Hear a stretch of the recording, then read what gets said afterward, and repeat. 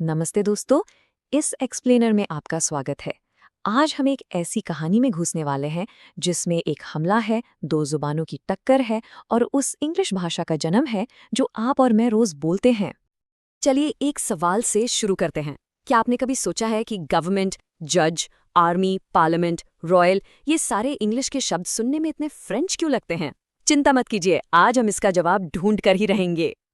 इस पहेली का जवाब सीधे फ्रांस में नहीं मिलता, बल्कि इन लोगों से मिलता है जो समुंदर पार से आतंक और फतेह लेकर आए थे। ये थे वाइकिंग्स, या कह सकते हैं वो लोग जो वाइकिंग्स आगे चलकर बने, द नॉर्मन्स। तो आखिर ये नॉर्मन्स थे कौन? चलिए थोड़ा गहराई में चलते हैं और अपनी कहानी के मुख्य किरदारों को जानते हैं। देखिए, नॉर्मन शब्द असल में नॉर्थमैन से आया है, यानी उत्तर के लोग। और हाँ, ये वही वाइकिंग्स थे जो अपनी लंबी नावों में तबाही मचाते थे। लेकिन जब ये लोग फ्रांस में बस गए तो सब कुछ बदल गया।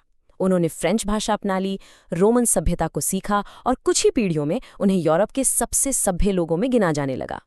और यही बदले हुए नॉर्मन्स थे अपनी नई जबान और नए रीति रिवाजों के साथ जिन्होंने इंग्लैंड पर अपनी नज़र गड़ाई।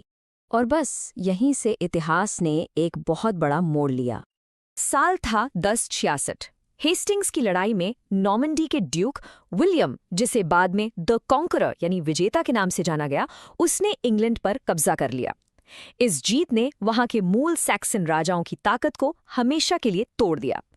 ये सिर्फ एक नए शासन की शुरुआत नहीं थी, ये एक नए युग की शुरुआत थी। इस जीत के 3 बहुत गहरे और दूरगामी असर हुए। पहला, वो अपने साथ रोमन सभ्यता लाए। दूसरा, उन्होंने एक मजबूत केंद्रीय सरकार बनाई। और तीसरा, जो हमारी कहानी के लिए सबसे जरूरी है, वो एक नई भाषा और नया साहित्य लेकर आए। तो इसके फतह का नतीजा ये हुआ कि इंग्लैंड एक ऐसा देश बन गया जहां 2 अलग-अलग दुनियाएं एक साथ रह रही थीं और 2 अलग-अलग जुबानें बोल रही थीं। अब सबसे दिलचस्प बात यहाँ ये है, जैसा कि आप देख सकते हैं, कि कैसे पूरा समाज भाषा के आधार पर बंट गया। जो शासक वर्ग था, राजा, अमीर, योद्धा, वो सब फ्रेंच बोलते थे। और यही वजह है कि कानून, सरकार और सेना से जुड़े शब्द फ्रेंच से आए। वहीं दूसरी तरफ आम लोग, किसान और मजदूर, वो अपनी मूल एंग्लो सैक्सन भाषा से चिपके रहे। और इसीलिए हमारे घर, खेत और परिवार से जुड़े शब्दों की जड़ें एंग्लो सैक्सन में हैं। हेस्टिंग्स की लड़ाई के बाद लगभग 300 साल तक फ्रेंच अमीर और ताकतवर लोगों की जबान बनी रही। लेकिन आम लोगों ने अपनी भाषा को इतनी मजबूती से पकड़े रखा कि आखिर में हुआ बिल्कुल उल्टा जो आप सोचेंगे। फ्रेंच ने इंग्लिश की जगह नहीं ली, बल्कि इंग्लिश ने ही फ्रेंच के लगभग सारे शब्दों को अपने अंदर समा लिया। भाषाओं के इस टकराव और आखिरकार मिलन ने इंग्लैंड के साहित्य को भी हमेशा के लिए बदल दिया। कहानियां सुनाने का एक बिल्कुल नया दौर शुरू हुआ। इस दौरान साहित्य का एक नया रूप सामने आया जिसे मेट्रिकल रोमांस के नाम से जाना जाता है। ये लंबी कविताएं और कहानियां होती थीं जो अक्सर नए नॉर्मन शासकों के महलों और दरबार में सुनाई जाती थीं।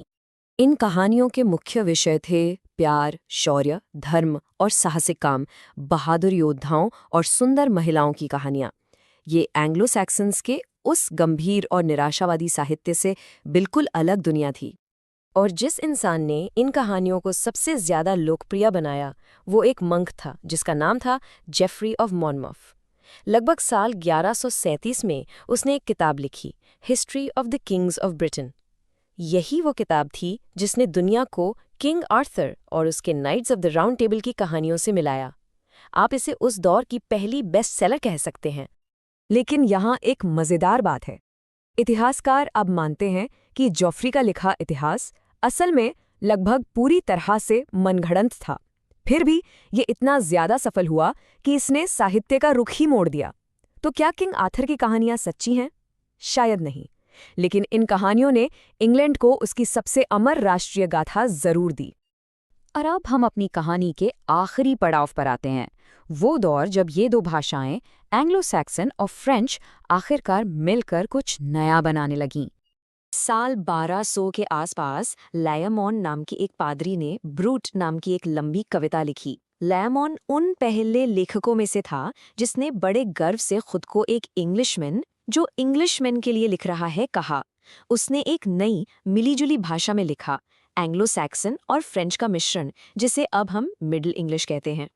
एंड इन पंक्तियों को देखिए, एंड इक वुलर वारेन टू अवलुन।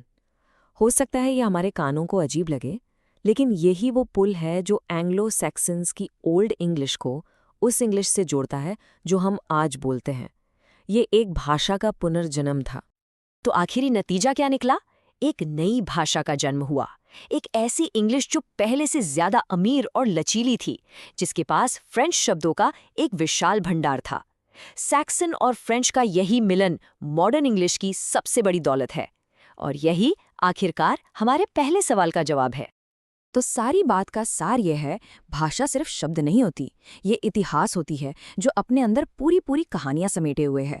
अगली बार जब आप गवर्नमेंट, जज या आर्मी जैसे शब्द बोलेंगे, तो क्या आप उन वाइकिंग जहाज़ों के बारे में, उस निर्णायक लड़ाई के बारे में और दो भाषाओं के एक हो जाने की उस अद्भुत कहानी के बारे में सोचेंगे?